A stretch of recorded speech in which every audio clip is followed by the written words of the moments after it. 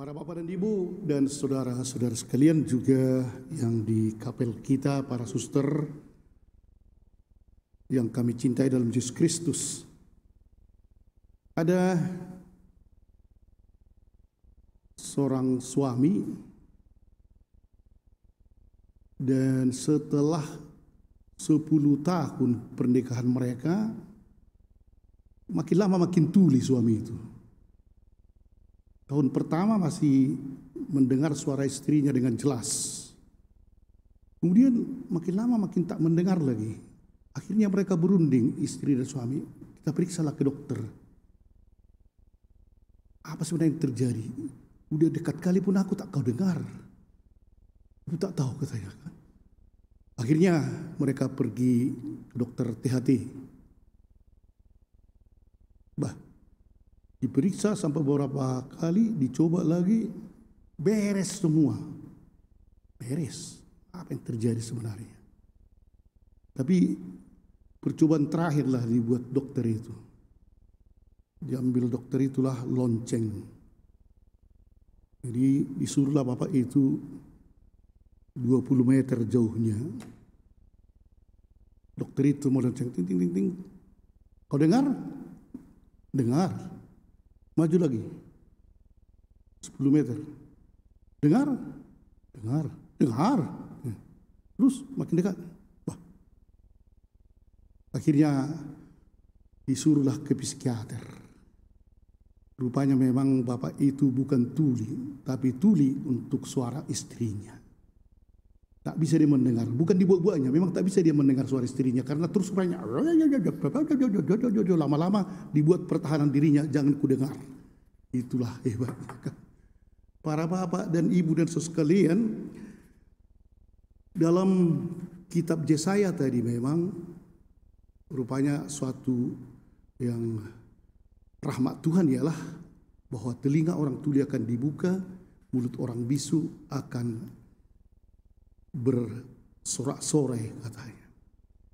Memang kalau kita bandingkan dengan orang-orang cacat yang lain, lumpuh, namanya ya, buta, bisa kita langsung tahu, aduh kasihan ya, dia lumpuh, dia buta, dan kita bisa menolong, ingin menolong gitulah.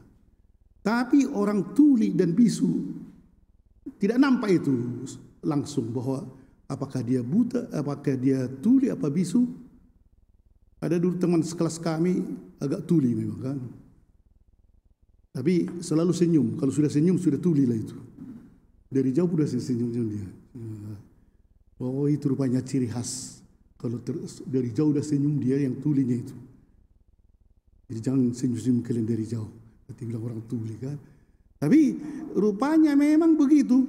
Orang lumpuh, waduh lumpuh. Buta, kasihan kali.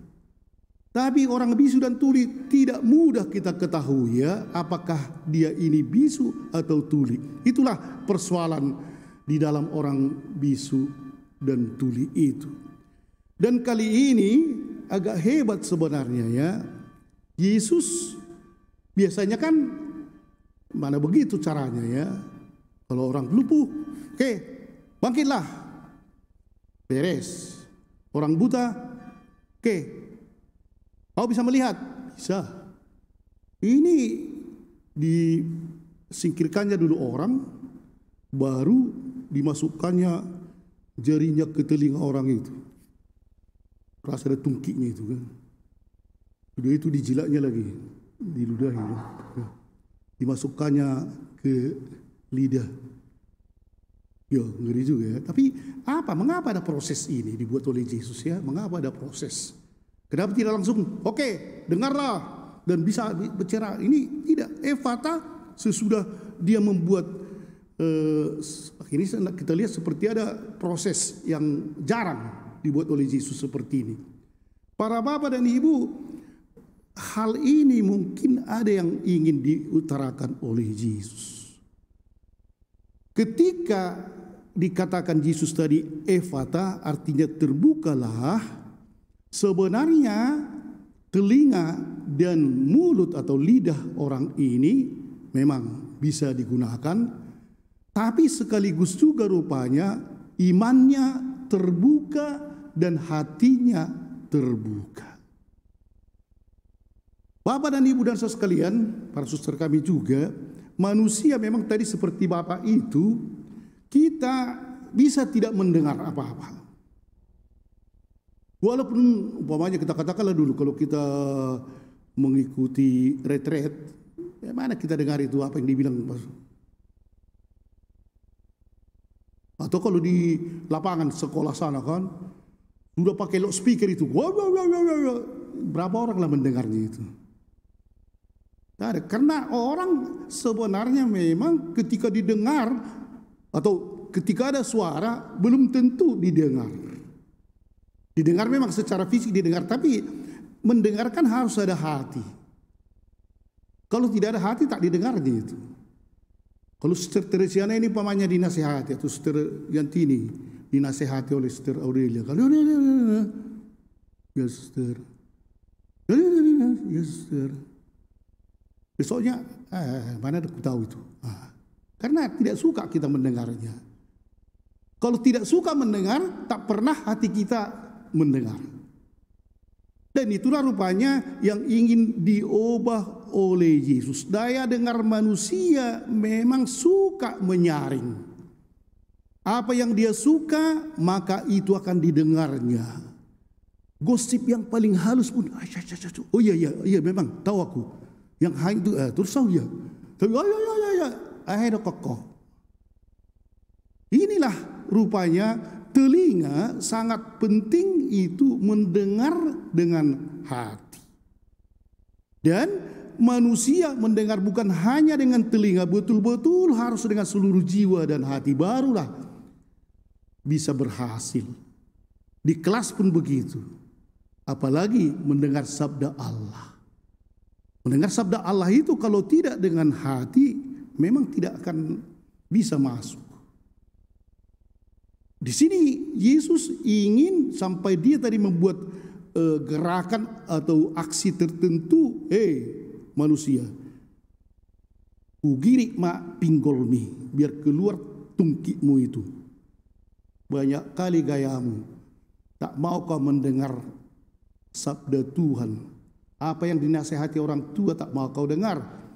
Si istri mungkin juga benar apa yang dikatakannya kepada si suami tadi, tapi suami tak mau mendengar, lama-lama menjadi tuli untuk istrinya. Tapi sangat tajam mendengar untuk yang lain. Juga tadi sesudah mendengar tak tertahankan tadi, kan langsung dia berbicara dan orang pun ketika Yesus mengatakan jangan menceritakan kepada siapapun juga, tetapi makin dilarang mereka makin berbicara karena mereka sudah kena, mereka mendengar dan hatinya sudah kena, tak bisa lagi terbendung. Mereka akan berbicara tentang itu. Sama dengan kita kalau umpamanya ada berita yang sangat menyenangkan, mana tahan kita tak menceritakan. Oh langsung kita cari-cari pun orang. Ketika 3 hari yang lalu yang dibegal Pak Mahulai kan. Oh rupanya sesudah saya datang, siapa yang dibegal? Siapa yang dibegal? Oh, memang kami dengar. Oh, datang lagi, menjadi banyak berkerumun, anak asrama lagi. Memang kami dengar. Aku aja pun tak tahu, aku bilang kan. Kecil mereka karena aku tak tahu. Tapi itu semua mendengar walaupun entah sudah tidur mereka. Tapi kalau umpamanya hanya ada lewat di situ bus yang kuat kali, tarik mendengarnya itu. Dan kejadian ini karena dia rasakan mulai diceritakan dengan bumbunya. Pada hari ini inilah yang ingin diungkapkan oleh Yesus kepada kita.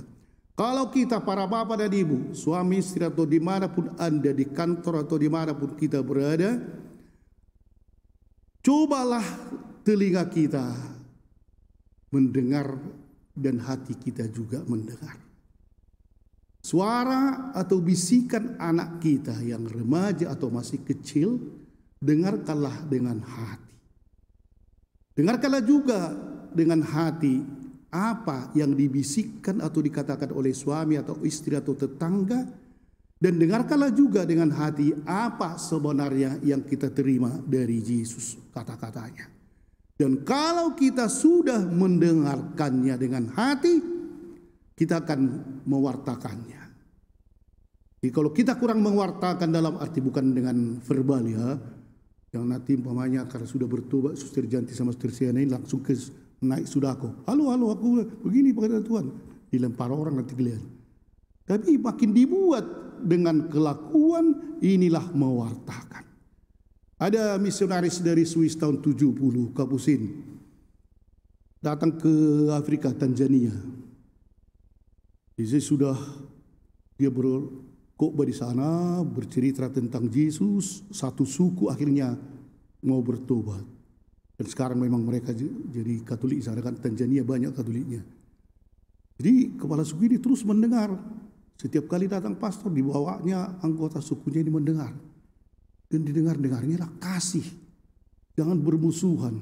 Cintailah. Jangan mencuri. Dan terus terharu dia. Akhirnya berdiri dia. Pastor, sebenarnya Yesus itu sudah berapa lama berkhotbah seperti ini? Sudah 2000 tahun. Hah? Jadi kenapa baru sekarang kamu beritahukan kepada kami? Saya marah dia. Sesudah 2000 tahun. Kenapa tidak dulu? Inilah. Ketika kita mewartakan yang indah, orang, kenapa tak dari dulu ku tahu itu? Amin. Kita